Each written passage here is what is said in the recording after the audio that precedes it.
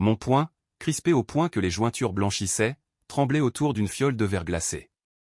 Le soleil de midi, un disque de feu impitoyable suspendu dans le ciel azur de Marseille, me frappait au visage avec la brutalité d'une gifle. La chaleur qui montait de l'asphalte de la place de la Bourse ondulait, déformant le monde en une caricature fiévreuse. À l'intérieur du flacon, l'acide chuintait à peine, une promesse liquide de morsure et de destruction, un poison prêt à ronger la pierre comme il rongeait déjà mon âme. Je visais sa statue. Marie, les bras étendus dans la place bondée, et j'ai tout laissé partir dans une éclaboussure sauvage. Le liquide décrivit une arche dans l'air, frappant son visage de pierre avec un grésillement qui ressemblait à du poison s'écoulant sur une peau vivante. La foule se figea, bouche bée sous le choc. Mais moi? J'attendais de la fumée, une fonte, la fin d'une illusion qui m'avait tourmenté. Au lieu de cela, quelque chose s'est produit. Quelque chose qui a glacé mon sang et m'a fait remettre en question chaque prière que j'avais jamais dite. Ce qui a suivi n'était ni la colère ni le regret. C'était un mystère qui m'a aspiré en moi-même comme une rivière cachée jaillissant d'une terre aride. Pourquoi le ciel ne s'est-il pas effondré sur moi? Et qu'est-ce que cette statue m'a murmuré sans voix qui résonne encore dans mes os? Mon nom est Léo et je venais d'un village poussiéreux du Yémen où le soleil se levait sur l'écho de l'appel du muezzin. J'ai grandi au milieu des tapis de prière et de l'odeur du thé à la menthe, avec mon père, Pierre, m'enseignant des sourates qui semblaient être des boucliers contre le monde. Ma mère, Monique, avec ses mains calleuses, m'a donné un bracelet en cuir gravé en arabe, que la miséricorde te garde. Et je le portais comme une encre dans les nuits de doute.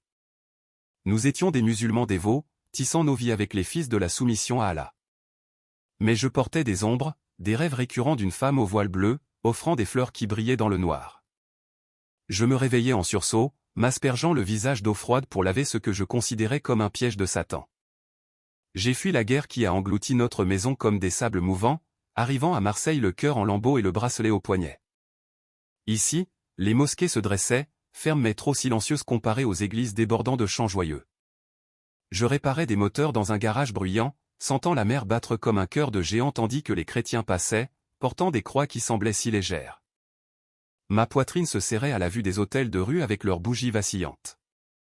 Pourquoi cette image me piquait-elle comme un doigt invisible? Dans mes nuits solitaires, je me prosternais sur le sol, suppliant Allah de me donner des signes, mais le silence répondait par un vide grandissant.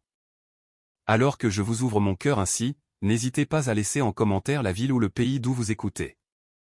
C'est une immense joie de connecter les cœurs du monde entier, de tisser cette toile d'espoir qui nous lie. Si mes mots déclenchent quelque chose en vous, un simple « j'aime » ou un abonnement à la chaîne propage cette flamme à d'autres âmes perdues comme la mienne qui ont trouvé refuge dans une foi qui ne juge pas. Et sur cette place, sous le soleil impitoyable, ce que j'ai déchaîné n'était pas seulement de l'acide. C'était le début d'une histoire qui me hante et me sauve encore. Les jours à Marseille s'étiraient comme des fils tendus. Chacun me tirant plus profondément dans un monde que je n'avais pas demandé, mais qui m'avalait lentement tout entier. Je travaillais dans un petit café près de la place de la Bourse, un endroit où l'odeur des grains torréfiés se mêlait à l'air salin de la mer et au brouhaha des voix de tous les coins du monde. Là, derrière le comptoir, je servais des cafés chauds à des touristes aux yeux écarquillés et à des locaux pressés, prétendant que mon esprit ne vagabondait pas au loin. Un café au lait à la cannelle, s'il vous plaît, demandait une dame aux cheveux gris, et je hochais la tête. Mais à l'intérieur, deux voix se querellaient comme des chiens errants dans une ruelle. Le Léo dévot murmurait, « Souviens-toi des sourates, frère. Allah mérite ta sueur. » Ces chrétiens et leurs idoles de pierre ne sont que des distractions, des pièges pour les cœurs faibles. C'était l'écho de mon père, Pierre, avec sa voix profonde dans les mosquées du Yémen, mettant en garde contre ce qu'il appelait les fausses idoles qui volent la vraie lumière. Je serrais le bracelet à mon poignet, sentant le cuir usé sous mes doigts, et répétais silencieusement, « Allahu Akbar, il est le plus grand. » Mais le Léo perdu répliquait avec un rire amer, « Alors pourquoi ta poitrine te fait-elle mal quand tu vois ces statues dans les vitrines? Pourquoi l'air semble-t-il plus léger près d'elle, comme si quelqu'un respirait pour toi? » C'était le garçon de mes rêves, celui qui se réveillait avec l'odeur des roses dans l'air, remettant en question tout ce que je jurais de défendre. Un après-midi pluvieux, le vent du large s'est glissé par la porte ouverte, transportant des gouttelettes froides qui dansaient sur le carrelage. J'essuyais la machine à expresso quand Lucas, mon collègue, s'est approché. Il était catholique, avec un petit crucifix sur une chaîne autour du cou qui se balançait comme un pendule pendant qu'il racontait de mauvaises blagues. Et Léo, tu as déjà entendu parler de la mère de tous? Marie, tu sais, elle ne juge pas. Elle serre juste les brisés dans ses bras. Ces mots sont tombés comme des pierres dans un étang calme, provoquant des ondulations que je ne pouvais ignorer. Le Léo dévot a hurlé en moi, tais-toi. C'est de l'hérésie. Reviens au Coran où la vérité est pure comme l'eau de source. Mais le Léo perdu a rétorqué, et si c'était vrai? Et si elle était comme ta mère, Monique, tendant la main à ceux qui sont tombés? Je me suis figé. Le chiffon dans ma main s'est arrêté à mi-course sur une tasse, la vapeur s'élevant comme la fumée d'un brasier intérieur. Lucas n'a pas lâché. Il s'est appuyé sur le comptoir, les yeux pétillants de cette foi facile que j'enviais. Viens avec moi, dimanche, mec. Juste une messe à l'église du coin. Sans pression, juste de la musique et de la paix. Ma grand-mère dit que Marie veille sur les immigrés comme nous. Ceux qui traversent les océans le cœur à la main. J'ai ri pour balayer ça, un rire forcé, en versant un thé pour cacher le tremblement de mes mains. Merci, mais j'ai mes prières.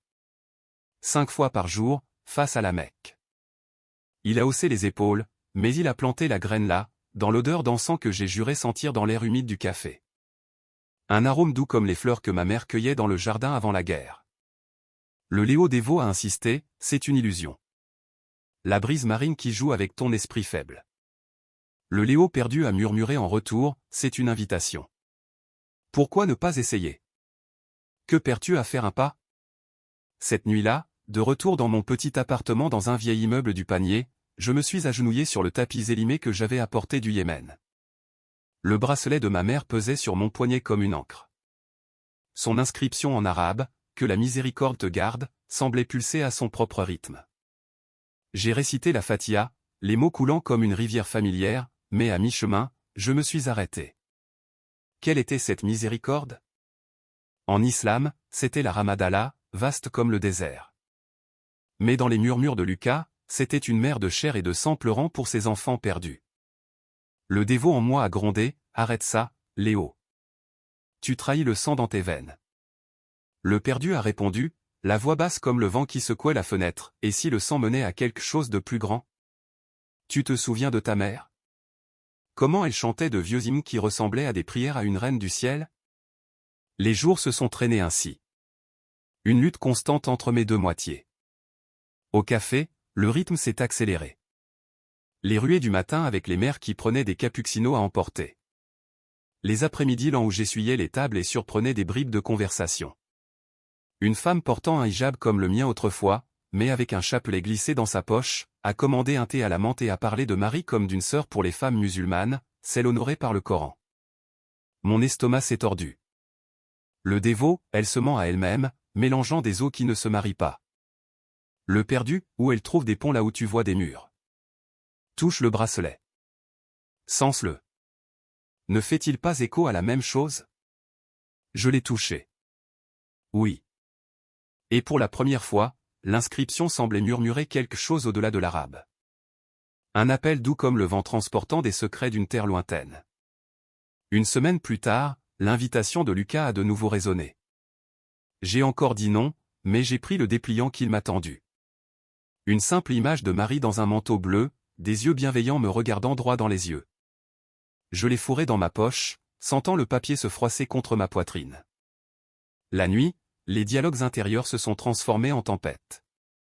Le dévot récitant des versets contre les images, le perdu rêvant de roses bleues tombant comme de la pluie. Je me suis réveillé en sueur, la pièce éclairée par la pleine lune filtrant à travers de minces rideaux.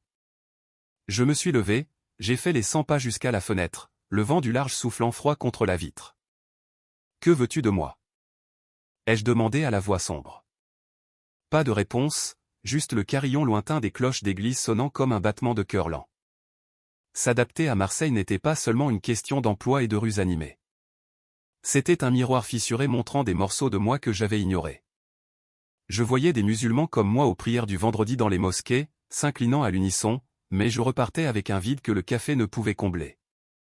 Les chrétiens sur la place avec leurs fleurs fraîches sur des autels de fortune semblaient danser avec une légèreté qui me manquait.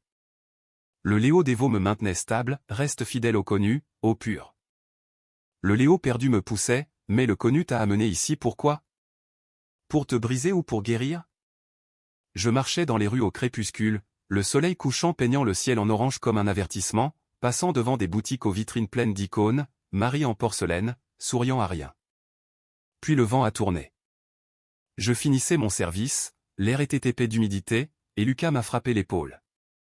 Juste une fois, Léo, par curiosité. J'ai encore ri, mais cette fois, le rire est mort dans ma gorge. J'ai touché le bracelet, sentant le cuir chaud contre ma peau, et j'ai hoché lentement la tête. Peut-être. Dis-m'en plus sur elle. Il a souri comme s'il savait, et a commencé à partager des histoires simples d'une femme qui a dit oui à l'impossible, qui a porté le poids du monde sans se plaindre. Le dévot en moi s'est tu un instant. Le perdu a gagné du terrain. Je suis rentré chez moi avec le dépliant brûlant dans ma poche, le vent murmurant des promesses que j'osais à peine entendre. Les dialogues ne se sont pas arrêtés, mais ils ressemblaient moins à un combat qu'à une conversation. Le dévot, prudent, cela pourrait te détourner du chemin. Le perdu, ou te ramener à la maison d'une nouvelle manière.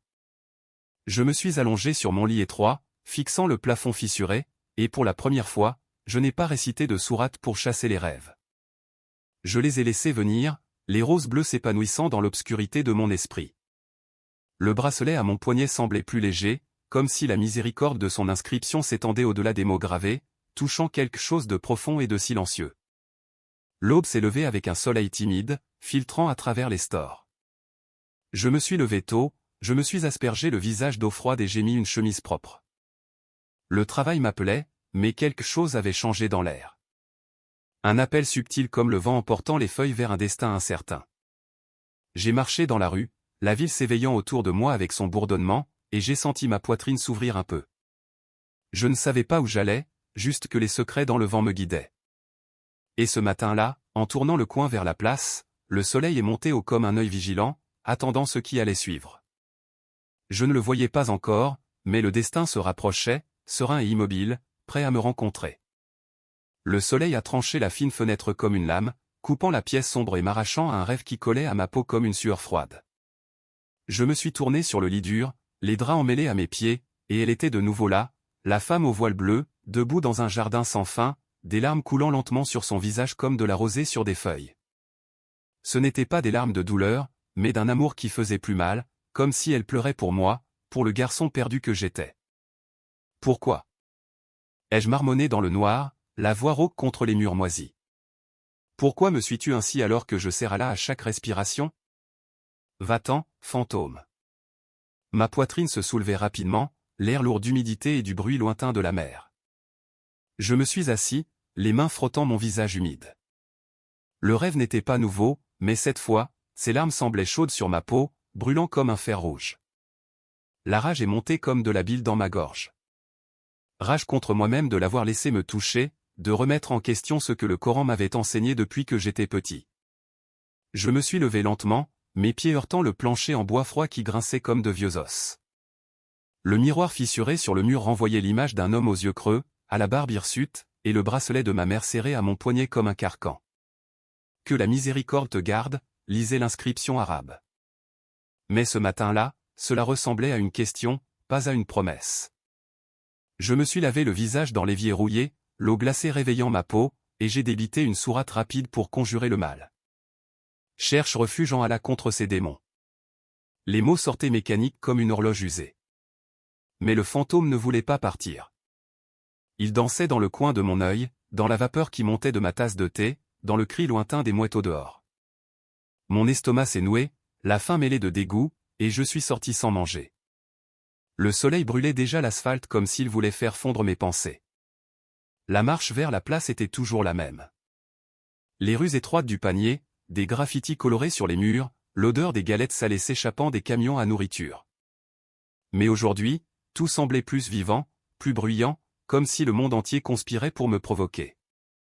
Je suis passé devant une boulangerie d'où s'échappait un air chaud avec l'odeur du pain frais, entendant des enfants rire en poursuivant un ballon, leur voix sonnant comme des cloches désaccordées. Le Léo dévot en moi essayait de tenir bon, c'est la vie, frère. Prosterne-toi et rends grâce. Mais le Léo perdu a répondu, ou c'est un avertissement. Pourquoi le rêve te laisse-t-il tremblant comme une feuille? J'ai accéléré le pas, le soleil frappant mon dos comme des mains lourdes, la sueur coulant le long de mon cou et collant ma chemise à ma peau. La mer rugissait en arrière-plan, un grondement profond qui vibrait dans ma poitrine, se mêlant au bourdonnement croissant à l'approche de la place de la Bourse. La voilà, la place, un chaudron bouillonnant de vie humaine sous un ciel bleu sans nuages. Des touristes avec des sacs à dos encombrants prenaient des photos de vieilles fontaines. Des couples se prélassaient sur des bancs en grignotant des sandwichs. Un groupe de musiciens de rue battait des rythmes qui pulsaient comme des cœurs qui s'emballent. L'air portait des couches d'odeur, le parfum floral sucré d'un chariot de vendeurs, la fumée de pipe d'un cercle de hippies, l'odeur salée de la sueur des joggeurs du matin. Je me suis arrêté au bord, les pieds plantés sur le béton chaud, et j'ai senti la solitude m'engloutir comme une vague. C'était un chœur de voix étrangères. Anglais rapide des Américains, Espagnols vifs des Latinos, même un écho d'arabe d'un couple d'immigrants comme moi, riant de quelque chose de simple. Mais rien ne me touchait. J'étais un fantôme parmi eux, errant avec le poids des rêves encore sur mes épaules. Pourquoi ici? Ai-je pensé, vérifiant mon téléphone. Midi approchait, le soleil à son zénith comme un œil jugeur. Ma foi était mon ancre, ferme comme les racines de palmiers dans le désert du Yémen. Mais j'avais l'impression qu'elle coulait dans des eaux inconnues, tirée par des courants que je ne pouvais voir. Je me suis enfoncé plus profondément dans la place, le bruit s'accumulant en couches. Clic d'appareil photo, le rire aigu d'une fille chassant les pigeons, le grondement sourd d'un bus dans la rue voisine. Chaque son se superposait, créant une symphonie chaotique qui amplifiait le vide dans ma poitrine. J'ai vu des familles entières étendues sur les pelouses, des pique-niques avec des paniers garnis de fruits, et j'ai envié leur aisance, comme si leur monde était de papier et le mien de pierre. Le dévot a murmuré, rends grâce pour la santé, pour le souffle. Allah pourvoit. Le perdu a rétorqué, mais pourquoi pourvoir sans combler le trou? Regarde autour de toi. Il prit des images et il sourit davantage. Je me suis arrêté près d'une fontaine, l'eau décrivant des arcs paresseux et captant la lumière en prismes colorés. J'ai touché le rebord de pierre, frais malgré la chaleur, et j'ai fermé les yeux une seconde. Le rêve est revenu en flash, le voile bleu ondulant comme des vagues, les larmes tombant lentement, l'odeur de rose envahissant tout. J'ai ouvert les yeux, et elle était là, la statue de Marie dans une niche publique sur le côté de la place, comme si le destin l'avait plantée là juste pour moi. Sculptée dans du marbre blanc, elle mesurait environ 1,80 mètres, les bras ouverts dans un geste accueillant qui semblait traverser le temps. Son visage était serein, des yeux de pierre fixant l'horizon avec un calme qui m'irritait profondément. Autour de sa base, des fleurs fraîches en pot, des roses rouges et blanches, des marguerites jaunes déposées par des mains dévouées, et l'air y sentait le doux parfum d'un jardin caché au milieu du béton. Mon estomac s'est noué. C'était un rappel cruel de l'absence de ma mère. Les matins où elle arrangeait des fleurs dans le vase du salon, fredonnant doucement alors que le soleil se levait. Maman, ai-je pensé, touchant instinctivement le bracelet, le cuir maintenant chaud comme s'il portait sa chaleur. Pourquoi cela me piquait-il si fort? Pourquoi la dévotion des autres, avec leurs bougies allumées et leurs prières murmurées, me faisait-elle me sentir petit et furieux? Je me suis approché lentement, les pieds traînant sur le gravier fin, le soleil frappant le marbre et faisant luire la statue comme si elle respirait. La foule autour s'est un peu clairsemée, quelques personnes âgées prenant un selfie à côté d'elle, une mère avec une poussette s'arrêtant pour arranger une fleur tombée. J'ai surpris des bribes de conversation. Elle est si paisible, n'est-ce pas? Et chaque mot était du sel dans une plaie ouverte. Le dévot en moi bouillait, pure idolâtrie. Léo, cela vole à Allah ce qui lui appartient. Le perdu, ou c'est de l'amour sous forme de pierre. Pourquoi cela te fait-il si mal? Je me suis arrêté à quelques pas, la poitrine se soulevant rapidement, la sueur coulant de mon front et piquant mes yeux, brouillant ma vision. Le monde a ralenti là, comme un rêve éveillé.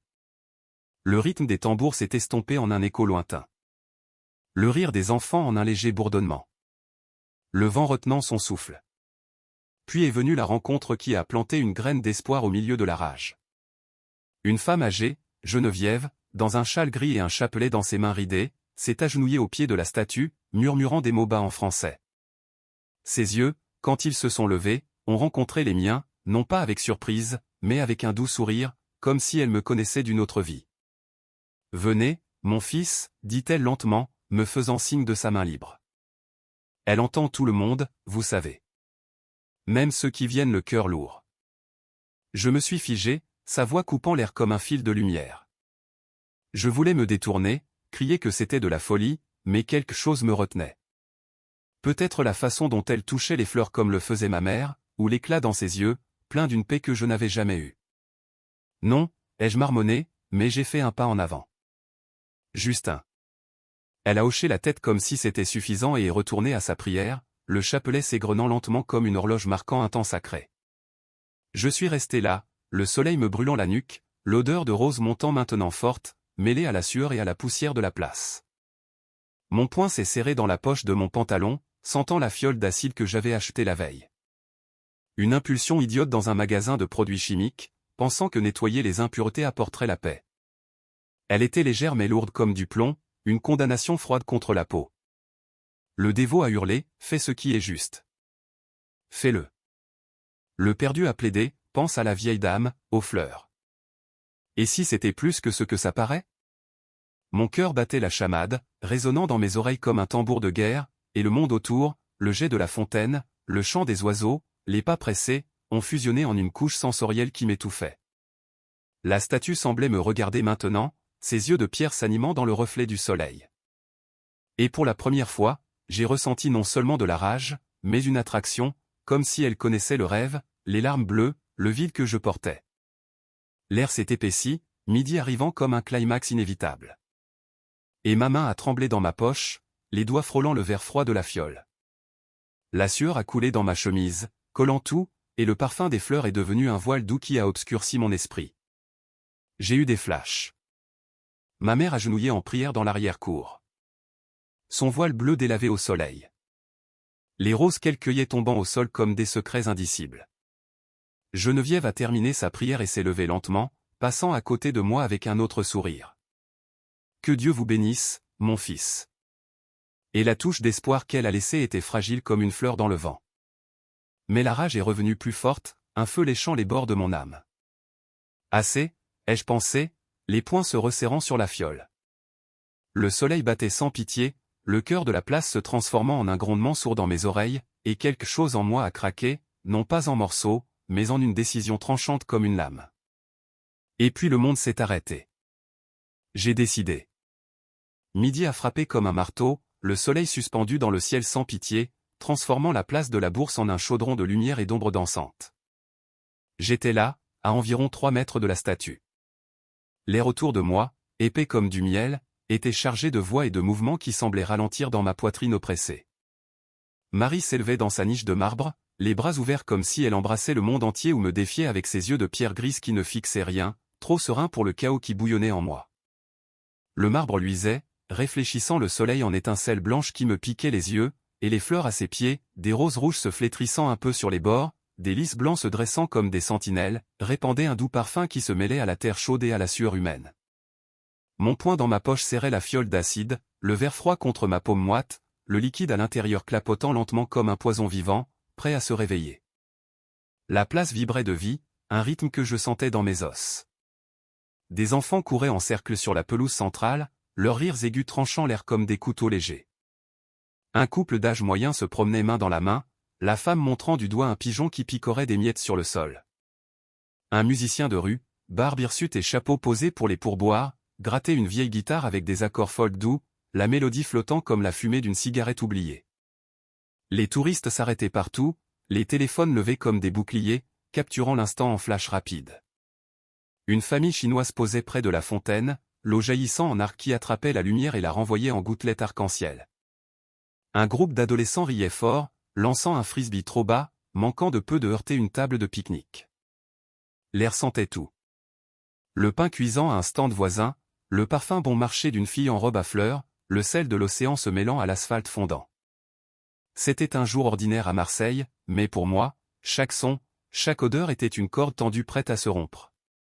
Mon cœur martelait comme un tambour de guerre yéménite, résonnant dans mes côtes, envoyant du sang chaud à mes tempes. La sueur coulait sur mon visage, une lente goutte du front au menton, tombant sur mon col où ma chemise collait déjà à ma peau. Je respirais court, la poitrine se soulevant et s'abaissant comme un soufflet cassé, et l'odeur âcre de l'acide s'échappait du solâche de la fiole, montant à mes narines comme un avertissement, un produit chimique aigre comme du vinaigre mêlé à du métal rouillé. J'ai touché le bracelet de ma mère à mon poignet gauche, le cuir usé maintenant glissant, l'inscription arabe semblant brûler ma peau. Que la miséricorde te garde. Miséricorde pourquoi? Pour le fantôme de mes rêves qui me hantait ou pour la haine qui poussait comme de la mauvaise herbe dans ma poitrine? Le dévot en moi a crié une dernière fois, fais ça pour Allah, pour la pureté, contre l'illusion. Le perdu a murmuré faiblement, et si c'est l'erreur qui te brise à jamais? Mais la rage était plus forte, un rugissement sourd qui noyait tout. J'ai fait le premier pas, mes baskets crissant sur le gravier fin du chemin menant à la niche. La foule autour s'est un peu clairsemée. Un homme en costume s'est arrêté pour vérifier son téléphone. Une dame avec des sacs de course a tourné la tête lentement, mais personne n'a encore remarqué. Mon corps bougeait au ralenti, les jambes lourdes comme du plomb, chaque muscle tendu, prêt à exploser. 2 pas, 3, et j'étais à 1 mètre d'elle, assez près pour voir les fines veines sculptées dans les mains de marbre, les doigts ouverts comme s'ils imploraient la paix. Le soleil frappait son visage de plein fouet, rendant la pierre vivante, presque translucide. Et pendant une seconde insensée, j'ai juré voir une lueur dans ses yeux, pas de la pierre, mais doux, comme le regard de ma mère avant la guerre. Mon estomac s'est retourné, la bile montant dans ma gorge, mais j'ai dégluti difficilement, la bouche sèche comme du sable. Puis est venu le cri. Il s'est arraché de moi comme celui d'un animal blessé, en pur arabe, résonnant à travers la place comme un faible tonnerre. Ceci est du shirk. Retourne aux ténèbres. C'est de l'idolâtrie. Retourne aux ombres. Les mots sont sortis chargés d'années de doute et de douleur. Le son vibrant dans l'air chaud a fait s'envoler les oiseaux d'un arbre voisin dans un nuage noir. La foule s'est tournée comme une mer agitée, les têtes se relevant brusquement, les yeux écarquillés de choc. Un silence soudain est tombé comme un lourd rideau. Une mère à proximité a tiré son fils de 5 ans en arrière, couvrant ses yeux d'une main tremblante. Le garçon regardait à travers ses doigts avec un mélange de curiosité et de peur. Un touriste a baissé lentement son téléphone, la bouche en un « oh » silencieux, tandis que le musicien, Antoine, s'est interrompu en plein accord, la guitare devenue muette comme si elle avait honte. De faibles cris ont commencé à fuser. Et, qu'est-ce qu'il fait, putain? D'un gars avec une casquette à l'envers, Tom. Appelez les flics. D'une femme âgée en lunettes de soleil, et l'air s'est rempli de tension comme avant un orage. Mon bras droit a jailli de ma poche comme un ressort, la fiole maintenant dans ma main ouverte, les doigts blanchis par la prise. Le verre était petit, peut-être 100 millilitres, mais il semblait peser le monde entier, le liquide clair à l'intérieur tourbillonnant lentement avec des reflets jaunâtres au soleil. Je l'ai débouché avec mon pouce, le clic du plastique résonnant trop fort dans le silence relatif, et l'odeur a explosé. Forte, corrosive, envahissant mes narines comme de la fumée de caoutchouc brûlé, faisant larmoyer et piquer mes yeux. La foule a reculé comme un seul homme, un cercle se formant à 3 mètres. Les téléphones se sont levés maintenant, non pas pour des photos mignonnes, mais pour enregistrer la folie. Des lumières rouges clignotantes, des objectifs se braquant sur moi comme des yeux accusateurs. Une fille a crié « Arrêtez !» C'est de la folie. Mais sa voix était lointaine, étouffée par le sang qui martelait mes oreilles. Le mouvement était fluide, mais chargé d'une haine refoulée qui me faisait mal aux muscles. J'ai levé mon bras haut, la fiole inclinée, et j'ai lancé. L'acide a volé en un arc lent, comme si le temps s'étirait pour me donner une chance d'arrêter. Des gouttelettes brillant au soleil comme des joyaux maléfiques avant de se disperser. Il a atterri avec une éclaboussure humide sur le visage de la statue. D'abord sur le menton de marbre, coulant sur les joues, puis sur les mains ouvertes, grésillant comme des serpents vivants qui se réveillent. Le son était affreux. Un faible sifflement comme de l'eau sur du fer chaud. Des bulles se formant à la surface de la pierre. Une vapeur blanche s'élevant en minces fils qui dansaient dans l'air chaud. L'odeur s'est répandue rapidement, aigre et métallique, se mêlant au parfum des fleurs et le rendant pourri comme un fruit qui se gâte à la chaleur. De minuscules particules ont éclaboussé le sol, gravant des taches noires dans le gravier. Et une goutte isolée a frappé une rose rouge à ses pieds, flétrissant le pétale en quelques secondes, le rouge virant au brun ridé. La panique a éclaté comme une vague. Des cris aigus tranchant l'air. Oh mon Dieu, il a jeté de l'acide. D'un homme qui s'enfuyait. Quelqu'un appelle à l'aide. D'une femme laissant tomber son sac de course, des fruits roulant sur le sol. La mère avec son fils sanglotait maintenant, serrant l'enfant hurlant tandis que le musicien laissait tomber sa guitare et reculait en trébuchant. Les téléphones filmaient tout, des flashs et des bourdonnements vidéo remplissant l'espace, un cercle de visages pâles et d'yeux fixes se refermant sur moi comme un jury invisible. Quelqu'un a crié en espagnol, « L'amène à la policia !» Et des sirènes lointaines ont commencé à hurler, leur son grandissant comme une complainte. L'air vibrait de chaos, le soleil battant toujours sans pitié, transformant la vapeur en une brume qui brûlait les poumons de quiconque était trop près. Ma poitrine a éclaté d'un soulagement amer, comme si je crachais une épine coincée. Pendant une seconde, le monde s'est éclairci, la haine se vidant comme l'air d'un ballon percé. J'ai laissé tomber la fiole, qui a heurté le gravier avec un craquement sec, roulant lentement pour s'arrêter au pied de la statue. Le liquide restant s'égouttait, gravant un trou fumant dans la terre. Mais le soulagement n'a duré qu'un instant. Un vide instantané m'a frappé comme un coup de poing dans le ventre, me pliant en deux. Mes jambes ont tremblé, les genoux ont gelé, et j'ai reculé en titubant, heurtant un banc en bois qui a gémi sous mon poids. Que ai-je fait ? Me suis-je murmuré, la voix basse et brisée, à peine audible par-dessus les cris. La sueur se mêlait maintenant aux larmes, chaude et salée, coulant sur mon visage, brouillant ma vue de la statue. L'acide grésillait encore, des bulles rampant sur le cou de marbre. Mais ses yeux semblaient intacts, sereins comme avant, me regardant sans reproche. La rage s'est transformée en nausée par vagues, l'estomac se tordant comme s'il voulait vomir toute la haine. Je me suis appuyé sur le banc, les mains tremblant si fort que mes doigts me lançaient, le bracelet de ma mère semblant maintenant brûler. L'inscription pulsait comme un cœur vivant. Le dévot en moi s'est tu, horrifié. Le perdu a hurlé, tu as détruit quelque chose de sacré.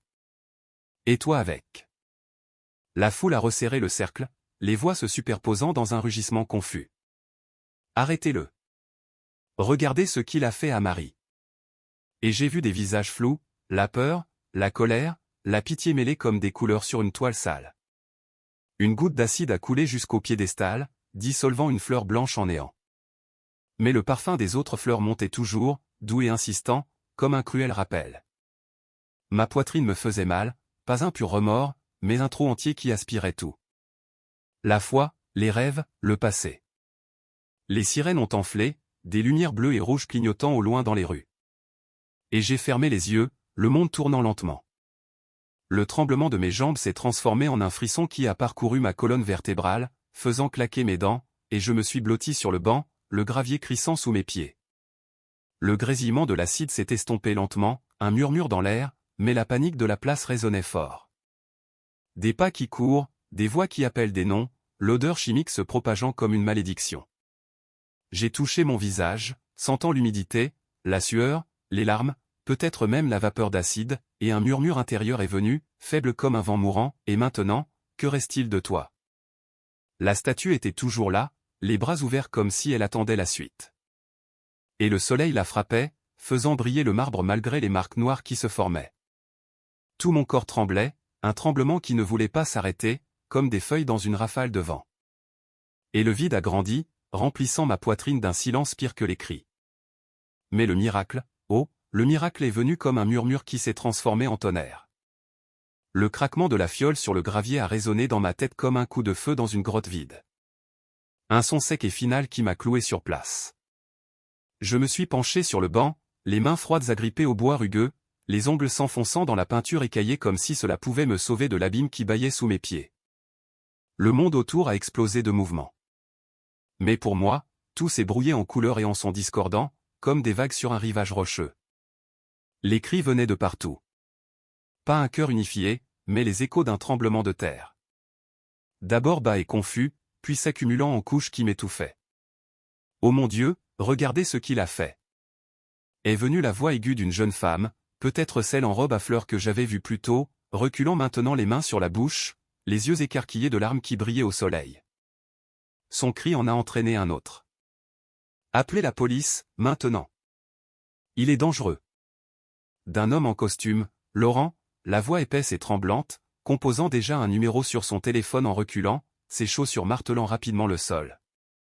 La panique s'est propagée comme une traînée de poudre dans l'herbe sèche. Chaque voix nourrissant la suivante dans une chaîne qui m'enveloppait comme des chaînes. Une vieille dame, pas Geneviève, mais une autre avec un chapeau de paille de travers, sanglotait bruyamment près de la fontaine, les mains jointes dans une prière brisée. Sainte Vierge, pourquoi? Pourquoi profaner la mère de Dieu comme ça, en plein jour?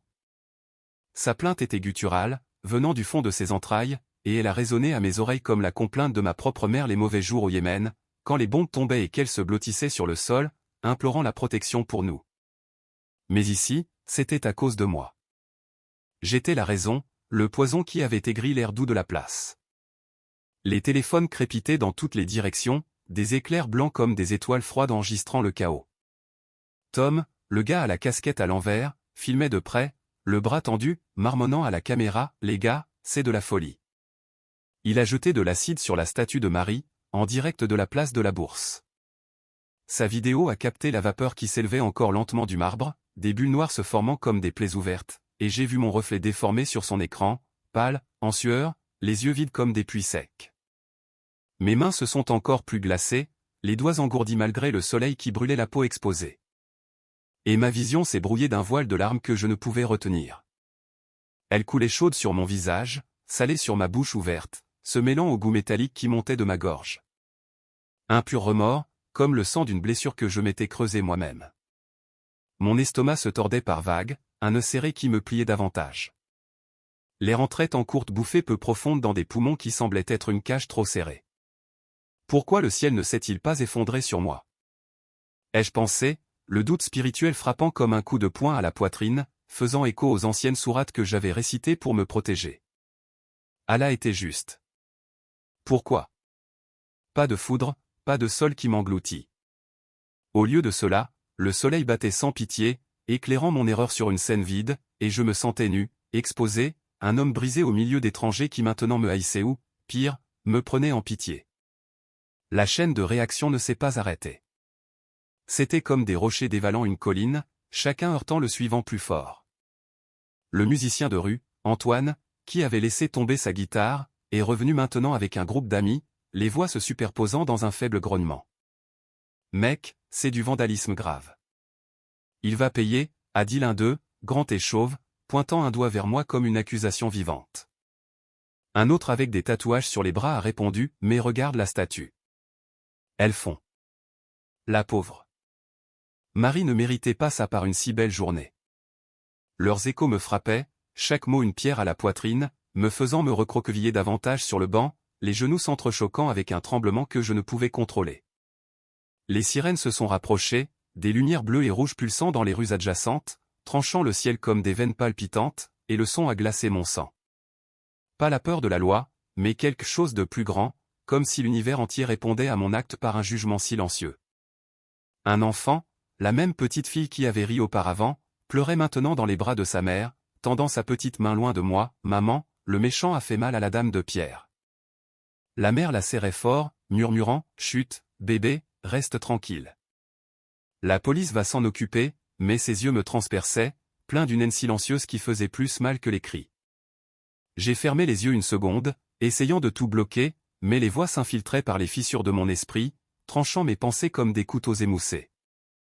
Le goût métallique dans ma bouche s'est transformé en bile, et j'ai craché par terre, regardant le crachat atterrir près de la fiole vide, se mélangeant à la poussière gravée. Mes mains se sont levées vers mon visage, froide et humide, frottant mes yeux brouillés. Et le monde est revenu par flash. La vapeur d'acide s'estompant lentement, laissant des marques noires sur son menton et ses mains comme des cicatrices fraîches. Les fleurs à ses pieds se flétrissant en taches brunes, les pétales tombant comme des larmes séchées. Leur parfum luttait encore dans l'air, doux et faible contre la puanteur chimique qui s'accrochait à mes vêtements et à ma peau, me marquant comme coupable.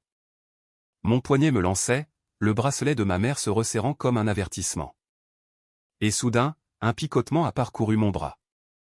Pas de la douleur, mais quelque chose de vivant, comme si le cuir pulsait avec un battement de cœur caché, l'inscription arabe se réchauffant lentement contre ma peau froide. « Maman » me suis-je murmuré, la voix perdue dans le bruit, les doigts tremblants sur le cuir. Hallucination ou le premier murmure de quelque chose au-delà du chaos. La foule a fermé le cercle. Maintenant, un anneau de corps tendu à environ 5 mètres. Les voix résonnant en vagues qui m'enserraient. Il a crié en arabe.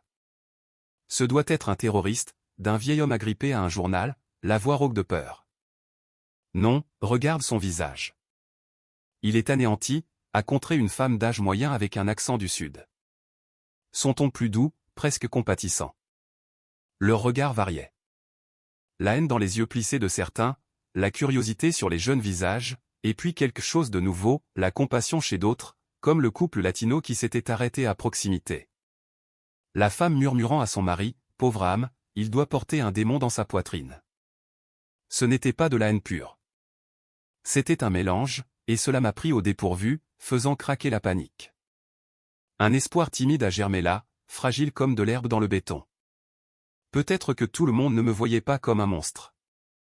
Une petite fille, Léa, différente de celle qui pleurait, d'environ 7 ans avec des tresses noires, a lâché la main de sa grand-mère et a couru vers moi, ignorant les avertissements, tendant une fleur fanée.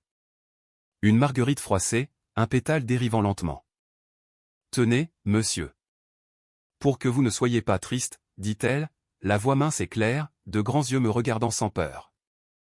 Je l'ai prise, mes doigts froids frôlant les siens, chauds, et le contact a été comme un léger éclair, arrêtant le tremblement un instant. Sa grand-mère l'a ramené en arrière, murmurant « Fais attention, ma chérie. » Mais son geste a résonné en moi, une petite voix contre le rugissement. La gentillesse au milieu de la fureur. Le picotement dans le bracelet a grandi, grimpant le long de mon bras comme un courant chaud, et j'ai serré le cuir, sentant l'inscription pulser, « Que la miséricorde te garde ». Comme si les mots prenaient vie, faisant écho à une prière, j'ai commencé à murmurer, musulman et chancelant, des sourates sortant en trébuchant au milieu des cris de la foule. Bismillah ar-Rahman ar-Rahim, ai-je commencé, la voix basse et rauque, mais les mots se sont coincés dans ma gorge, se mêlant à un lointain hymne marial que quelqu'un chantait, la voix d'une femme, tremblante mais ferme, venant de derrière le cercle. Je vous salue Marie, pleine de grâce, les deux prières se sont tissées dans l'air, l'arabe et le latin dansant comme des fils sur un métier invisible, et pour la première fois depuis le cri, ma poitrine s'est un peu ouverte, les rentrant plus profondément, transportant un brin de paix. Pourquoi? Pourquoi la miséricorde ne m'avait-elle pas abandonné, même dans l'erreur? Le dévot en moi s'est tu. Le perdu a trouvé sa voie, regarde autour de toi, Léo. Ce n'est pas un jugement, c'est une invitation. Les sirènes se sont rapprochées. Le hurlement coupant le ciel et la foule s'est agitée, s'écartant pour les uniformes bleus qui clignotaient au loin.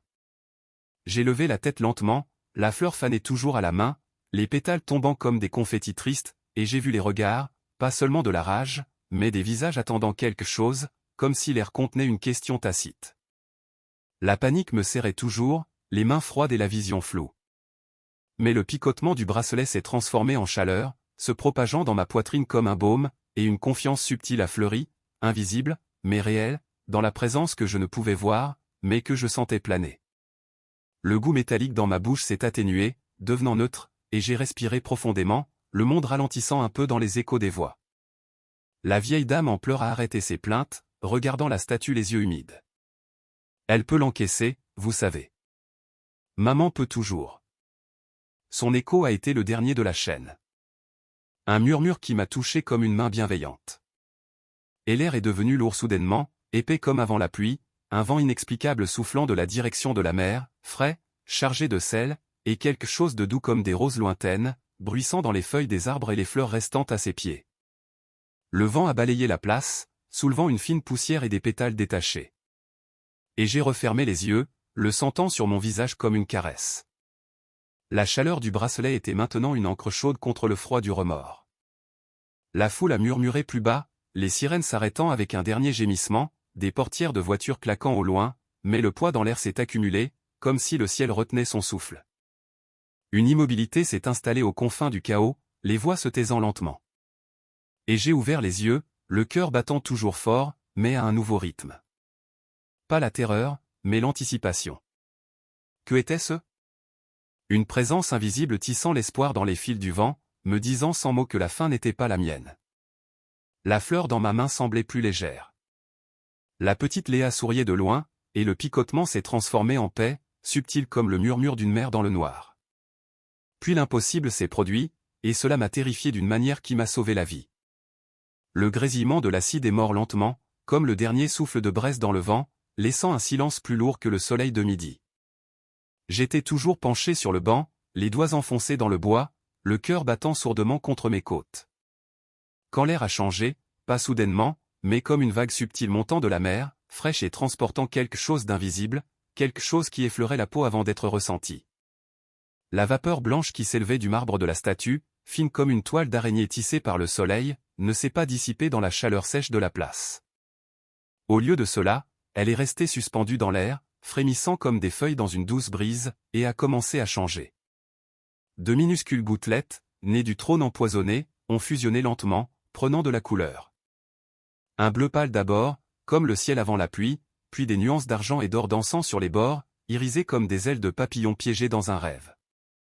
Ce n'était pas de la fumée ordinaire. C'était une brume vivante, se pliant et s'étirant, s'élevant en douce spirale autour de son visage et de ses bras ouverts. Tissant un voile qui flottait sans tomber. J'ai cligné des yeux, piqué par le sel des larmes et la morsure chimique persistante, et je me suis redressé lentement, les jambes molles comme de l'argile humide. La foule, un cercle de cris et de regards acérés quelques instants auparavant, s'est tue par vagues, comme si une main invisible bâillonnait les bouches une par une. L'homme en costume, Laurent, a baissé son téléphone, l'écran sombre reflétant l'étrange lueur. La mère avec son enfant a resserré son étreinte, mais sans un mot, juste un soupir s'échappant comme de la vapeur. Le vent, cette même brise du large, s'est levé maintenant, un murmure bruissant dans les grands platanes de la place, leurs auvents verts se balançant comme des cierges d'église. Et il n'a pas emporté la brume. Il l'a condensée, la durcissant en de fins cristaux translucides qui se détachaient du marbre comme des pétales d'une fleur s'épanouissant à l'envers. Ils ne sont pas tombés lourdement sur le sol. Ils flottaient, tourbillonnant lentement dans un balai paresseux. Chacun pulsant d'une lumière intérieure, un bleu éthéré mêlé de blanc pur, comme s'ils avaient capturé des morceaux de ciel et les avaient rendus sous forme de pluie qui ne mouillait pas. Les pétales de lumière, oui, des pétales, délicats comme les roses que ma mère Monique cueillait dans notre jardin au Yémen, mais faits de quelque chose au-delà de la matière, légers comme des promesses non tenues, encerclaient maintenant la statue, formant un halo qui pulsait lentement, se dilatant et se contractant comme un cœur vivant. L'un d'eux a dérivé près de mes pieds, planant à quelques centimètres du gravier gravé, et j'ai tendu une main tremblante, les doigts ouverts comme pour implorer le pardon. Il a frôlé ma paume, ni froid ni chaud, mais vibrant, envoyant un picotement dans mon bras, mon épaule, jusqu'à ma poitrine, où il s'est niché comme un oiseau doux. L'air ambiant a bourdonné faiblement, presque inaudible au début, comme le battement lointain d'ailes d'ange, ou le ronronnement d'un chat sauvage qui s'approche, s'intensifiant lentement jusqu'à remplir mes oreilles. Un son qui n'était pas du bruit, mais une musique sans notes résonnant dans les creux de mon corps. Mon pouls s'est accéléré pour s'y accorder, le sang coulant plus chaud. Et pour la première fois depuis le cri, le tremblement des jambes s'est transformé en autre chose. La crainte. Une peur sacrée qui m'a hérissé le cou et les poils des bras. Comme si le monde entier retenait son souffle pour regarder ce secret se dévoiler. J'ai reculé d'un pas, puis d'un autre, le banc grinçant derrière moi comme une complainte oubliée.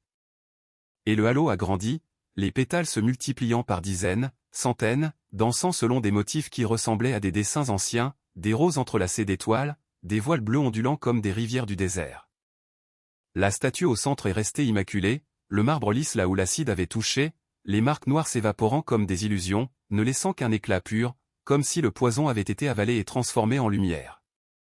Le soleil filtrait à travers les pétales, se brisant en prismes qui peignaient la place de Tondou. Du bleu dans l'ombre des arbres, de l'or sur les visages stupéfaits, de l'argent sur les fleurs fanées à ses pieds, qui se redressaient maintenant, les pétales se déployant à nouveau comme si elles buvaient de la brume. L'odeur de rose est revenue plus forte, douce comme du miel de fleurs sauvages, recouvrant la puanteur chimique et l'emportant, laissant l'air propre, respirable comme après un orage qui n'a jamais éclaté. Le changement en moi a commencé là, subtil comme la première pousse dans un sol sec, mais grandissant par flashs qui me coupaient le souffle. Des visions fugaces ont vacillé au coin de mes yeux, pas des hallucinations de chaleur, mais claires, vives, dans des tons bleus éthérés qui enveloppaient tout. D'abord, une pièce simple, des murs empisés éclairés par une lampe à huile, et une jeune femme au voile bleu agenouillée, le visage levé avec admiration alors qu'une lumière dorée se déversait par la fenêtre. L'Annonciation. Je l'ai su sans mots, son, oui, résonnant dans ma poitrine comme une cloche lointaine. L'air a de nouveau bourdonné, le son s'approfondissant, et la vision a changé. Des champs dorés sous un soleil bas. Marie marchant lentement, le ventre arrondi sous son manteau bleu délavé, rendant visite à une cousine âgée qui riait les mains jointes. Élisabeth. Le nom est venu comme un murmure de vent, et j'ai senti le poids du voyage lui faire mal aux pieds nus, mais aussi la joie tranquille, comme une rivière souterraine rejoignant la mer. Les pétales tournaient plus vite maintenant, formant un voile vivant autour de la statue. Et j'ai vu plus.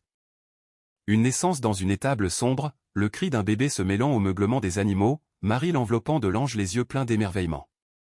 Puis le temple, le garçon perdu retrouvé, son étreinte serrée comme l'avait été celle de ma mère au Yémen. J'ai senti son regard alors, non pas de pierre froide, mais vivant, perçant comme celui d'une mère qui connaît chaque cicatrice de son fils rebelle, pas de jugement dans le bleu profond, mais de la compréhension, un amour qui pardonne avant qu'on le lui demande, enveloppant les brisés sans poser de questions. C'était intime, comme des pages de journal ouvertes juste pour moi. Je t'ai vu dans les sables chauds, Léo, dans les rêves qui t'effrayaient. J'ai pleuré avec toi quand les bombes sont tombées, quand la mer t'a arraché au tien. Ne crains pas le poison que tu as jeté. C'était le tien, et je le transforme en lumière. Les mots ne venaient pas en son, mais en sensation coulant à travers le picotement du bracelet, maintenant chaud comme du fer doux. L'inscription arabe brillant faiblement sous ma chemise, comme si la miséricorde de ma mère fusionnait avec la sienne. Ma poitrine s'est ouverte, le vide se remplissant lentement de quelque chose de chaud, d'optimiste, comme de l'eau fraîche dans une tasse fissurée. Ne te fie pas à ma force, mais à celle qui plane là, tissant des pétales de lumière en un manteau couvrant non seulement la statue, mais les cœurs alentour. La foule a réagi maintenant, le silence stupéfait se transformant en faibles murmures comme des feuilles s'agitant dans une brise nocturne. Geneviève, la dame au chapelet, s'est laissée tomber à genoux lentement, les mains levées. Un miracle? C'est un miracle de maman, a-t-elle murmuré, la voix tremblante mais enflammée, et d'autres ont fait écho, les voix se joignant en un doux chœur. Je vous salue Marie, en français, en espagnol, même un écho d'arabe venant de l'arrière, comme des prières s'entrelaçant à nouveau.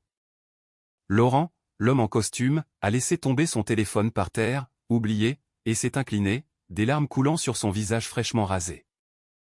La mère avec son fils l'a soulevé, montrant du doigt, « Regarde, mon chéri, elle danse avec les anges. » Et le garçon a ri maintenant, tendant la main vers un pétale à la dérive. Plus de panique.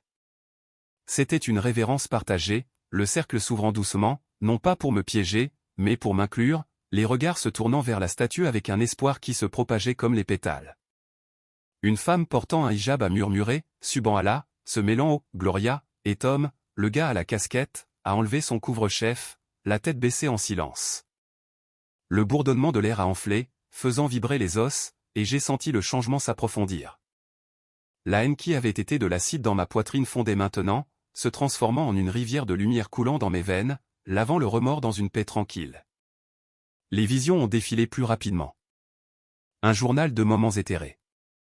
Marie au puits, une jarre sur la tête, riant avec les femmes du village. Au mariage de Cana, murmurant à son fils avec des yeux qui imploraient sans mots. Au pied de la croix, le manteau bleu taché de larmes, mais levé en signe de reddition. Chaque flash était un contact, intime comme le vent sur la peau. Et je suis tombé à genoux sur le gravier, non par faiblesse, mais par le poids de la grâce, le sol froid sous mes paumes.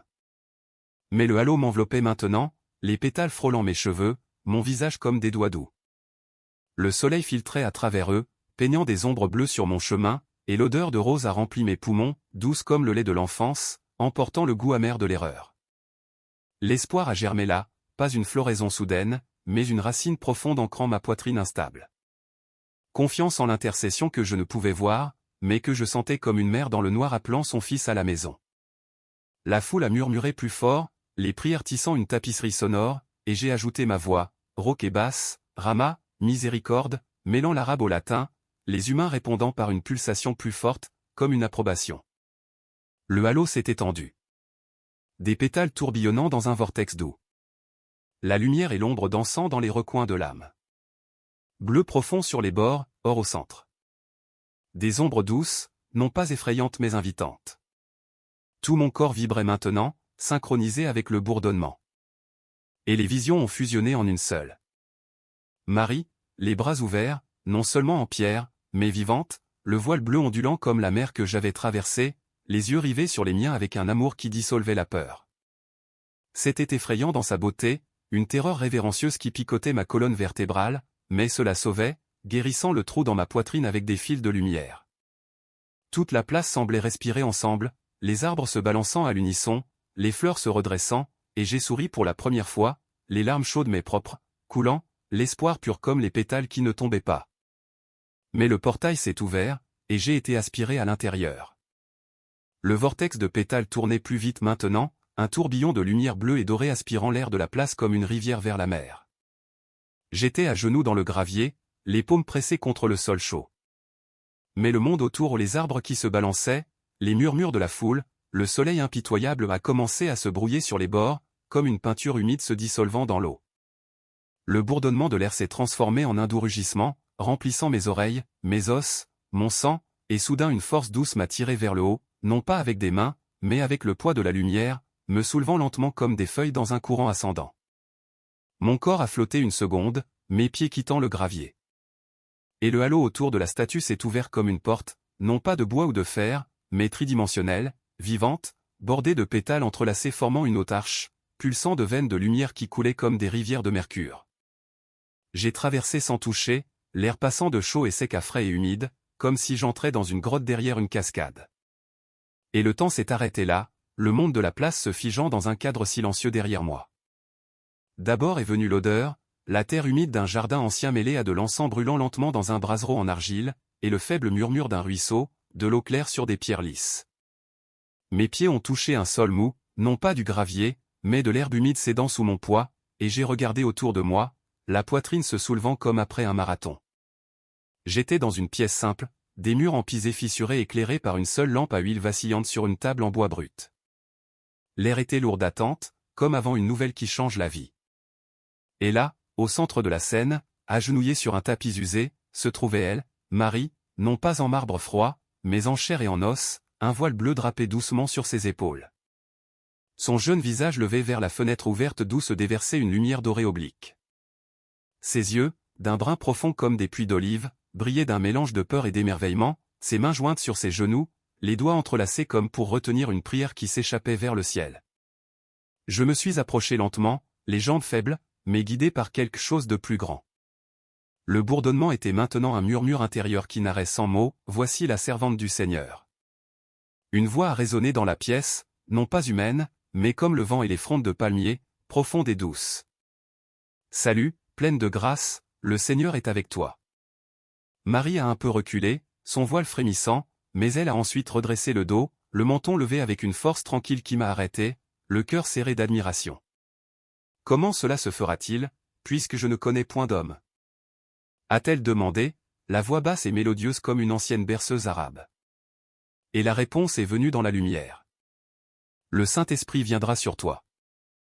J'ai tendu la main sans réfléchir, mes doigts effleurant l'air près de son épaule, et j'ai senti non pas un contact physique, mais une chaleur grimper sur ma peau, comme un lever de soleil dans ma poitrine, remplissant le vide que l'acide avait laissé d'une paix si douce qu'elle en était douloureuse. C'était interactif, vivant. Je voyais chaque subtil rite du voile, j'entendais le crépitement de la lampe, je sentais l'odeur du sol en terre fertile, et le temps s'est étiré, me laissant être le témoin silencieux du « oui » qui a secoué le monde. La pièce s'est estompée doucement comme une brume matinale qui se lève, et la scène a changé pour des champs dorés sous un soleil bas, le blé ondulant comme des vagues d'océan jaune, l'air plein du chant des cigales et de l'odeur d'herbe sèche écrasée. Marie marchait lentement sur un chemin de terre, le ventre arrondi sous sa robe bleue délavée par le soleil, ses pieds nus laissant de légères marques dans la poussière. Elle s'est arrêtée devant une maison en pierre, la porte entr'ouverte, et une femme plus âgée, Élisabeth, le nom murmuré par le vent, est sortie en courant, les mains tendues, le visage ridé illuminé par un rire qui sonnait comme des cloches de la vallée. « Tu es bénie entre toutes les femmes, et le fruit de tes entrailles est béni. » a crié Élisabeth, serrant Marie férocement dans ses bras. Les deux se penchant dans un cercle de tissu et de larmes, le bébé dans le ventre de Marie donnant des coups de pied comme pour répondre à la louange. Je me suis agenouillé près, les genoux s'enfonçant dans la terre chaude, et j'ai touché le bord de sa robe, le tissu rugueux teint à la main me grattant les doigts comme le travail du métier à tisser de ma mère au Yémen. Mon âme exalte le Seigneur, a chanté Marie, sa voix s'élevant dans un hymne qui a fait vibrer l'air, et je me suis joint intérieurement en arabe, mon âme glorifie le Seigneur, sentant le fardeau de son voyage dans ses pieds enflés, la fatigue de ses épaules affaissées, mais aussi une joie débordante, comme une tasse de lait pleine qui se déverse pour mouiller la terre sèche et faire germer des fleurs sauvages tout autour. Le changement est venu comme une respiration, le champ se pliant en ombres allongées, et maintenant une crèche sombre, l'odeur de foin humide et de fumier animal se mêlant à la sueur fraîche de la naissance. L'air était froid, mordant comme les nuits du désert, mais réchauffé par le meuglement bas des bœufs et le bêlement des moutons dans une étable de fortune. Marie, épuisée mais radieuse, a enveloppé le bébé dans des linges blancs, les cheveux humides collés à son front, les yeux fixés sur le petit visage, pleurant faiblement, un son qui brisait et réparait le cœur en même temps. Joseph, barbe épaisse et main calleuse, planait à proximité, les yeux humides de larmes de jeune père, mais elle a guidé des doigts délicats traçant le front de l'enfant comme pour cartographier le destin du monde. Je me suis approché, les genoux dans la paille piquante, et j'ai touché sa main, chaude, réelle, pulsant de vie, et j'ai senti tout le poids de la naissance, la traction des muscles, la lente déchirure de la joue, mais aussi l'amour remplissant l'espace comme une lumière s'infiltrant par les fissures. « Ne crains rien, petit », murmura-t-elle au bébé, la voix tendre, et le cri s'arrêta, se transformant en un soupir qui résonna en moi, guérissant le cri que j'avais lâché sur la place. Le bourdonnement a murmuré un dialogue recréé, on l'appellera Jésus, car il sauvera son peuple de ses péchés. Et j'ai vu les bergers arriver plus tard, des moutons sur les épaules, s'agenouillant dans la poussière et l'adoration, leur voix en chant, gloire à Dieu au plus haut des cieux.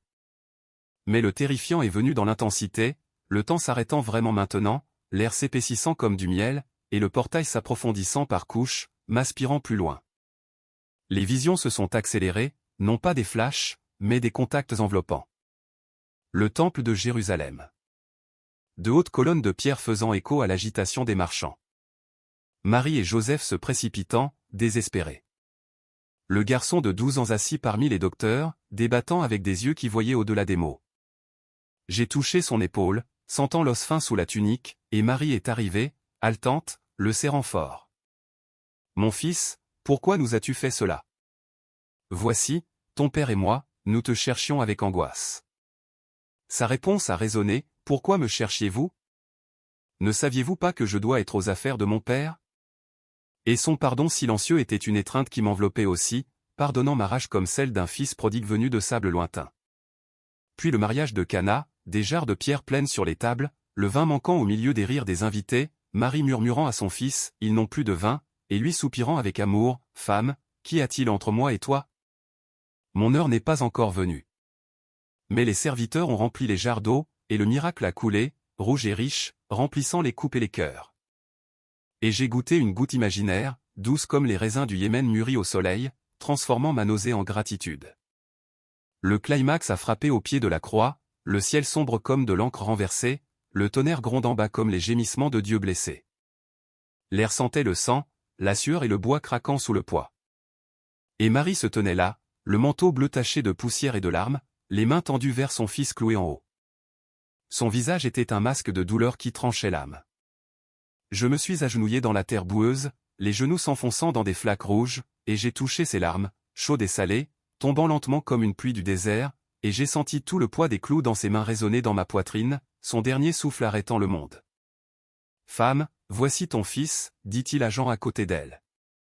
Et à lui, voici ta mère. » Et l'écho est venu en arabe, sa voix n'étant pas un son, mais une vibration qui m'a frappé. « Je te pardonne, Léo, comme j'ai pardonné le poison de la croix. Tu es mon fils maintenant, perdu dans les sables, mais retrouvé dans mon manteau. » C'était terrifiant de profondeur. Le temps figé me laissait m'attarder dans les époques, sentant chaque épine de la couronne, chaque goutte de sang. Mais la terreur était un amour écrasant, une dévotion faisant fondre la haine en rivière de miséricorde, reconnectant mes morceaux brisés à un tout divin. Au milieu de la vision, le bracelet de ma mère s'est matérialisé dans ma main droite, pas à mon poignet, apparaissant de nulle part. Le cuir restauré, lisse et neuf comme le jour où elle me l'avait donné. Brillant d'une lumière intérieure, pulsant au rythme du cœur de Marie. Je l'ai tenu, les doigts tremblants, et j'ai vu l'ancienne inscription arabe, mais maintenant de nouveaux mots gravés à côté, en écriture fluide, j'intercède pour toi. Le cuir s'est réchauffé, envoyant des vagues de réconciliation dans mon bras, ma poitrine, guérissant la coupure du remords, et j'ai pleuré là, au pied de la croix, mes larmes se mêlant aux siennes, sentant ma mère perdue revenue par l'intercession, un pont du Yémen au calvaire. L'espoir a grandi comme une racine en terre sèche. La dévotion a submergé le vide, et le bourdonnement a murmuré, « Lève-toi, fils, et marche. » Les visions ont fusionné en une tapisserie finale. Marie à la Pentecôte, des langues de feu dansant dans le cénacle. Elle priant au centre avec les disciples autour, l'esprit descendant comme un vent fort, remplissant l'air de nouvelles langues, l'arabe parmi elles faisant écho à mes sourates en harmonie avec les psaumes. Le portail a commencé à se fermer lentement, les bords des pétales frémissant comme des ailes fatiguées, et j'ai été repoussé, le temps se précipitant dans une vrille qui me tordait l'estomac. La pièce, les chants, la croix, tout s'est dissous dans un bleu éthéré, le bourdonnement tombant à un murmure, et je suis retombé à genoux sur la place, le gravier mordant ma peau, mais mon corps léger comme une plume. Les pétales sont tombés maintenant, non pas flottants mais comme des confettis sacrés, étalant sur le sol un tapis brillant qui s'estompait lentement, laissant une odeur de rose et les échos d'une voix biblique dans ma poitrine. Je suis revenu changé. Mais le miracle ne s'est pas arrêté là. Avant, je voyais le monde en ligne dure, comme les sables du Yémen coupés par des vents chauds, tout sec et impitoyable. La haine était mon ombre, allongée par le soleil du doute, me faisant marcher courbé, les yeux baissés pour manquer les fleurs des coins. Après le portail, les pétales se sont dissous sur le sol de la place, laissant un fin tapis brillant qui s'estompait lentement, et je me suis vu debout, non pas à genoux, mais droit, pour la première fois depuis des années, la poitrine ouverte comme une porte qui grince après une longue tempête. L'air portait encore le parfum de rose, doux et persistant, mêlé maintenant à quelque chose de nouveau. Une huile douce, comme de l'olive fraîche, émanant de la base de la statue, où le marbre brillait, lisse et sans défaut, comme si l'acide ne l'avait jamais touché. Avant, les cicatrices étaient des plaies ouvertes, saignant en silence dans les nuits solitaires, me retournant sur mon lit étroit, revivant les bombes qui avaient pris ma mère, l'odeur de poussière et de fumée coincée dans ma mémoire. Je les cachais sous une barbe hirsute et le silence mécanique de la prière, prétendant que la foi était éteinte au mur. Après, l'huile a coulé lentement le long du piédestal, goutte ici, goutte là, formant de petites flaques sur le gravier qui reflétait le ciel bleu. La foule, toujours en cercle lâche, murmurait bas. Puis le cri d'une mère à l'arrière, « Regardez mon garçon, il bouge !» C'était l'enfant que j'avais vu, Hugo, avec ses jambes tordues par une maladie, enchaîné à des béquilles rouillées, traîné par les mains fatiguées de sa grand-mère. Il s'est libéré, les yeux écarquillés fixés sur la statue, et a fait un pas, non pas chancelant, mais ferme. Les béquilles sont tombées avec un bruit de métal sur le sol, comme des cloches. Avant, je me disputais dans mon esprit, le dévot sombre criant contre les visions obsédantes, les qualifiant de tour de Satan pour me détourner du droit chemin. Faiblesse, Léo, illusion de la chaleur de Marseille, me disais-je, serrant le bracelet jusqu'à ce que ça fasse mal, comme si la douleur prouvait une dure réalité. Après, le garçon a couru, une vraie course, ses jambes se redressant à chaque foulée, ses pieds frappant le gravier dans un rythme joyeux qui tranchait l'air. Il s'est arrêté au pied de la statue, ses petites mains levées touchant le marbre, criant d'une voix fine et pure, « Maman Marie, je peux marcher !» Lui l'a grimpé maintenant, un mince filet sur sa cheville, imbibant sa peau comme la pluie sur une terre desséchée, son odeur se répandant, onctueuse et curative, se mêlant au sel lointain de la mer. Sa mère, Sandrine, est tombée à genoux à côté de lui, sanglotant non de douleur mais d'un rire mêlé de larmes, serrant son fils qui sautait comme un chevreau nouveau-né. Avant, le remords était un poids mort dans mes entrailles, comme des pierres avalées en traversant l'océan, me laissant nauséeux et piégé, coincé dans l'erreur de la place. Je ne voyais que la fiole vide qui roulait, le sifflement de l'acide un écho de condamnation éternelle. Après, je me suis de nouveau agenouillé, non par faiblesse mais par gratitude, le corps plié, les paumes dans le sol humide d'huile, des larmes chaudes se mêlant à la flaque, formant des ruisseaux qui coulaient vers ses pieds en fleurs. Le débat intérieur s'est arrêté.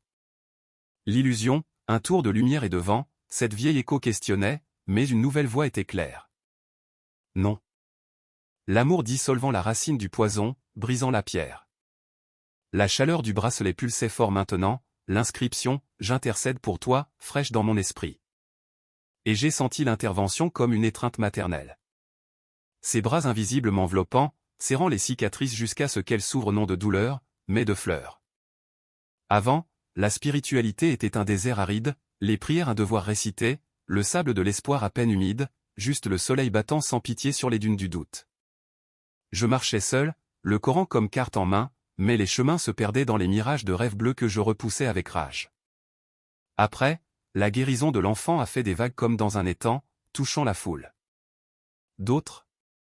Une femme boitant à cause de l'arthrite a tendu la main vers l'huile, son genou a craqué une fois avant de se détendre, la laissant se balancer sur place, riant, les mains levées. Un homme âgé, dont les yeux étaient obscurcis par des nuages de cataracte, a cligné des yeux près de la statue, le reste de la brume dissipant sa vue, le faisant pleurer. Je vois les nuages dans le ciel. L'air s'est rempli de soupirs et de prières mêlées, l'arabe et le français s'entrelaçant comme les fils d'un nouveau tapis. Et j'ai vu la confiance germer, non pas dans les forces humaines, mais dans celles qui transforment les déserts en jardins, les fleurs faisant craquer les cœurs de béton sec. Avant, j'écrivais des lettres mentales à ma mère décédée, des mots non dits perdus dans le vent, pleines de pourquoi et de culpabilité de ne pas l'avoir sauvée des bombes. Maman, pourquoi m'as-tu laissé ce vide? Murmurai-je à l'aube, le bracelet au poignet, un maillon brisé. Après, agenouillée là, j'ai senti qu'elle vivait, intime comme un murmure à l'oreille. Maman, elle m'a trouvé là où tu m'as laissé. La rage était sombre, mais la miséricorde que tu as gravée, Marie, le voile bleu de mes rêves, et l'étreinte que tu m'as promise du ciel. L'huile a touché mes doigts maintenant, onctueuse et chaude, grimpant sur ma peau comme un baume, et les vieilles cicatrices que je portais, les marques de haine que j'avais gravées dans mon âme, les yeux que j'avais jetés sur la statue, ont fleuri en paix. Plus d'épines, mais de doux bourgeons s'ouvrant, une lumière intérieure, des pétales qui brillaient dans ma poitrine. L'intervention maternelle a tissé un pont. Ma mère Monique et Marie, unies, partageant un manteau, pardonnant un fils perdu d'un amour sans mots, guérissant. Avant, la dévotion était solitaire, un petit feu dans une lampe à huile, vacillant contre les vents de la tentation et du doute qui soufflaient dans la Marseille multiculturelle. Je me prosternais 5 fois par jour, mais je quittais mon tapis de prière vide, roulé comme une cosse sèche. Après, des lueurs de paix intérieure scintillaient comme des étoiles dans un ciel qui s'éclaircit. Le bourdonnement du portail était bas dans mon oreille, un rythme qui synchronisait mon cœur avec le pouls de la statue. L'odeur de rose fusionnait avec l'huile, remplissant mes poumons, une respiration profonde qui emportait le poids du sable et du remords. J'ai levé les mains, imitant le garçon qui courait, et j'ai senti la foule se joindre, non pas en jugement, mais en un cercle de prière, les mains jointes, des voix basses chantant « Je vous salue Marie », avec des échos de « Raman », une dévotion inspirante qui grandissait comme une vigne en terre fertile, des racines profondes ancrant mon esprit instable. Avant, l'erreur de la place était une tache indélébile, un tatouage chimique d'acide dans ma mémoire, me diminuant devant les regards, attendant un châtiment mérité. Après, l'amour a dissous le poison en brume, laissant un éclat, et je ne débattais plus. Pas de guerre intérieure, mais une reddition. Le vrai Léo, étreint, plié et relevé. La mère du garçon, Sandrine, est venue vers moi, son fils dans les bras, maintenant calme et souriant. Elle a tendu la main. Merci, mon frère. Vous avez apporté le miracle. Ces mots étaient de l'eau dans le désert, et j'ai pris sa main, sentant une cicatrice fleurir en gratitude, la poitrine légère comme des ailes invisibles battant lentement. Avant, les fleurs du désert étaient des légendes que mon père racontait la nuit, des promesses de pluie rare qui ne laissaient que de la poussière et un poids amer. Après, elles ont germé tout autour, pas seulement dans la guérison du garçon, mais en moi. Des bourgeons de confiance s'ouvrant dans le silence de l'âme. La dévotion tissant un voile protecteur. La place, autrefois scène de chaos, s'est transformée en jardin sacré, le soleil filtrant à travers les arbres en faisceaux dansant sur l'huile. Et j'ai vu l'intervention comme une graine plantée, une étreinte maternelle transformant les chutes en racines, le poison en parfum, la solitude en communion. Avant, la paix était une étrangère lointaine, entrevue sur les visages des autres à l'église, mais intouchée par moi, qui portais mon fardeau seul. Après, elle s'est installée, tranquille comme la rosée du matin au Yémen, rafraîchissant ma peau sèche. Et j'ai souri à la statue, ses yeux de pierre mais vivants maintenant, me rendant un regard serein, inspirant, invitant à une foi qui n'unissait pas mais qui divisait. Avant, le jugement, auto-imposé dans les nuits d'insomnie, l'âme fouettée d'interminables, pourquoi? Après, la grâce est venue comme des fleurs faisant craquer les fissures, le débat intérieur se taisant, l'acceptation, l'amour maternel, un baume sans mots, guérissant. La police est arrivée, mais le vrai jugement venait du ciel. Les sirènes se sont tues avec un faible gémissement, les portières de la patrouille claquant comme un tonnerre lointain, et les policiers sont sortis lentement, leurs uniformes bleus tranchant la foule comme des couteaux dans un tissu doux. J'étais toujours à genoux dans le gravier, l'huile de la statue collante sur mes paumes, chaude et poisseuse, quand le premier s'est approché. Un grand type, Stéphane, une moustache grisonnante et des yeux lasses d'avoir vu les rues de Marseille. Monsieur, les mains en l'air, lentement. vous êtes en état d'arrestation pour vandalisme et mise en danger du public. A-t-il dit, la voix ferme, sans colère, sa radio d'épaule crépitant de courts appels. La foule s'est écartée, non pas paniquée maintenant, mais en un demi-cercle silencieux, les regards fixés sur moi comme s'il assistait à la fin d'un rituel. J'ai levé les mains, tremblant un peu, l'odeur de rose et d'huile se mêlant à la sueur dans l'air, et j'ai commencé à parler, non pas pour me défendre, mais en une confession brute, les mots se déversant comme un vieux barrage qui cède. Oui, j'ai jeté l'acide. Je pensais que c'était justice pour ma foi. Une rage transportée du Yémen. Mais regardez-la, Marie. Le poison s'est transformé en pétales de lumière, m'entraînant dans quelque chose de plus grand. J'ai tout vu. Son oui à l'ange, le cri du berceau, les larmes de la croix. Elle a pardonné avant que je ne demande. Le policier a fait une pause, les menottes pendantes à sa main, jetant un coup d'œil à la statue, le marbre brillant, intact, l'huile coulant lentement comme des larmes de miséricorde. La voix de Sandrine, la mère du garçon, a éclaté, forte, claire, tranchant le silence comme une cloche. Attendez, officier. Cet homme n'est pas un criminel. Il est l'outil. Mon fils n'avait pas marché depuis 2 ans. Ses jambes étaient des branches tordues et sèches, maintenant il court comme s'il était né sur un nuage. Touchez l'huile, sentez qu'elle est réelle, qu'elle vient d'elle. Elle a montré Hugo qui sautait près de la statue, riant avec sa grand-mère. Les béquilles abandonnées, reliques oubliées. Le policier s'est tourné lentement, sa moustache tressaillant de doute, et la foule s'est animée. Les témoignages se sont enchaînés, des maillons se formant, me tirant au centre non pas comme un coupable mais comme un pont. Geneviève, la dame au chapelet, a suivi, faisant de petits pas fermes sur le gravier, son châle gris glissant de son épaule, les mains jointes en une prière continue. J'ai tout vu, officier. Je priais ici quand il a crié. J'ai senti le sifflement de l'acide, un démon affreux qui se réveillait. Mais ensuite, l'air a changé. La brume est montée, s'est transformée en pétales dansants, une fête d'anges. J'ai des douleurs thoraciques depuis des années, je ne dors pas. J'ai touché un pétale qui flottait, il était chaud comme la soupe de ma mère. Et la pression ici. Elle a tapoté sa poitrine gauche. A disparu. Des mains invisibles massant mon vieux cœur. Marie l'a fait, à travers lui. De l'erreur au miracle. Vous arrêtez le mauvais homme. Arrêtez la grâce qui m'a sauvé le souffle. Sa voix était rauque mais chargée de feu, résonnant contre les arbres de la place. La deuxième policière, Camille, une jeune femme avec une tresse serrée, a baissé son carnet. Ses yeux ont rencontré les miens, puis la statue, la flaque d'huile reflétant le ciel comme une icône sacrée. La chaîne a continué, les voix se superposant, un cœur vivant remplissant la place comme la musique de rue. Chaque témoignage en appelant un autre, comme des vagues sur une plage. Laurent, l'homme en costume qui avait filmé, s'est avancé, sa cravate desserrée maintenant, son visage une carte d'émotion. J'ai filmé chaque seconde. L'éclaboussure d'acide, le cri en arabe, la panique. J'allais poster et attaque sur la place. Mais je me suis arrêté. La caméra a capté les pétales. Mon père est mort l'année dernière. Un cancer qui rongeait ses os. Je portais une rage contre Dieu. Mais là, le marbre guérissant, l'huile coulant, j'ai entendu un murmure, je prends soin des orphelins, même ceux de l'âme. La pression de fer chaud dans ma poitrine depuis l'enterrement s'est relâchée. J'ai pris une profonde inspiration, la première sans tout. Cet homme. Il m'a montré du doigt, la main ferme, point à apporter une vidéo qui va devenir virale non pour la haine mais pour l'espoir. Laissez-le parler, officier. Le monde a besoin d'entendre ça.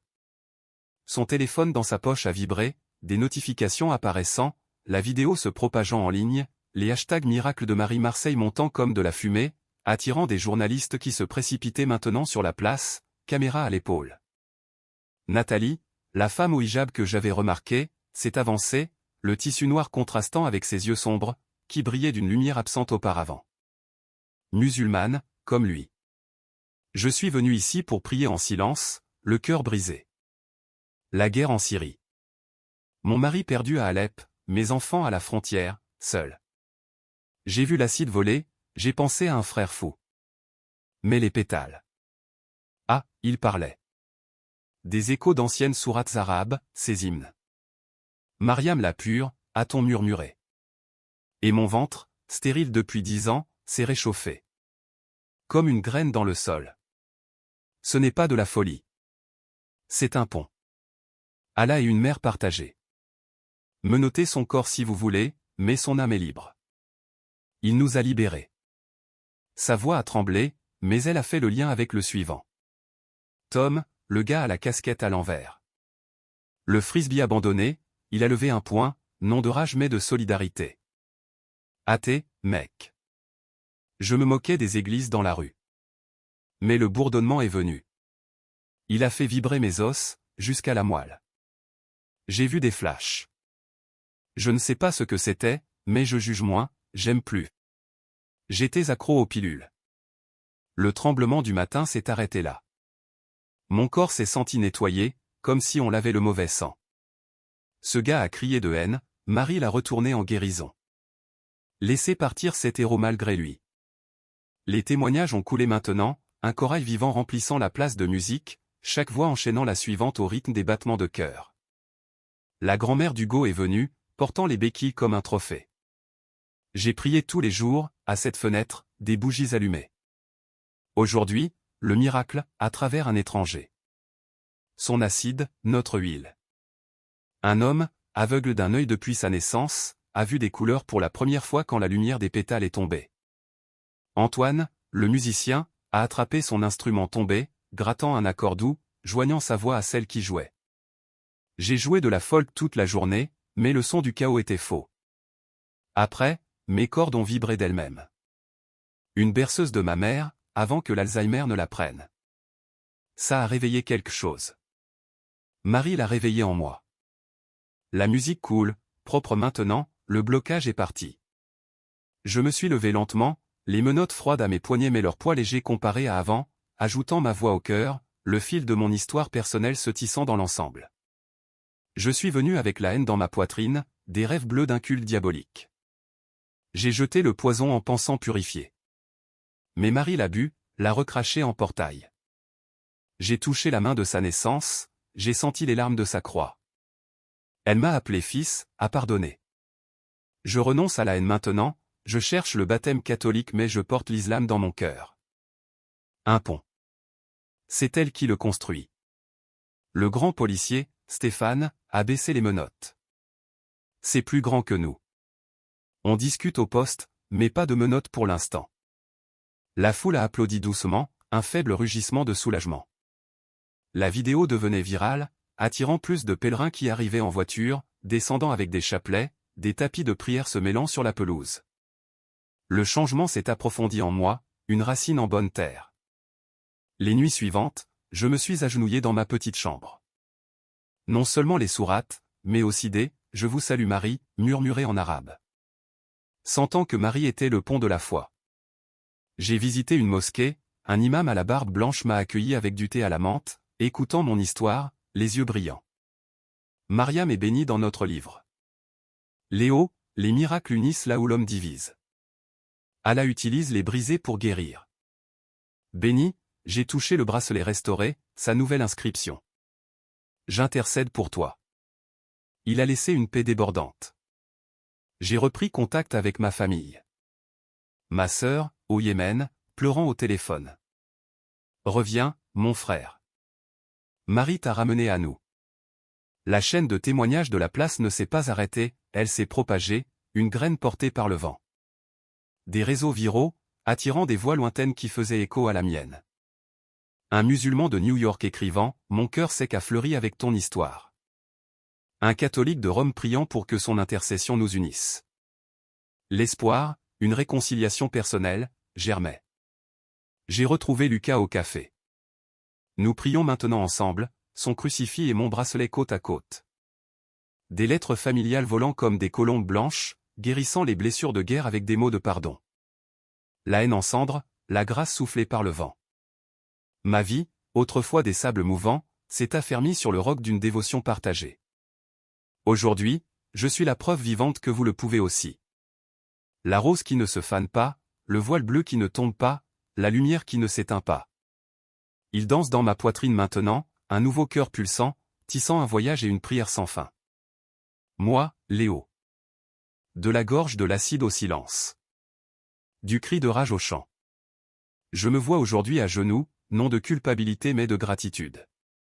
L'huile de la statue sur mes paumes, toujours onctueuse, rappelant que le poison est un baume quand une mer intercède. La vie est une arche, du désert du Yémen au soleil de Marseille. Du rêve interdit au portail de pétales. Du câlin fermé de l'âme acide brûlante à l'antidote guérisseur. De la haine isolante à l'amour unificateur. Les fils éternels du tapis de la foi. La rose qui ne se fane pas fleurit dans ma poitrine, où le vide régnait, ses pétales de pardon rouge une douce pluie tombant sur le gravier de la place. Le voile bleu qui ne tombe pas, porté sur mes cicatrices, ondulant comme la mer qui m'a amené ici, portant les secrets de la miséricorde pour un fils perdu. La lumière qui ne s'éteint pas, la foule devenue famille, les yeux brillants, un monde uni par une vidéo, des pèlerins appelant à toucher le même miracle.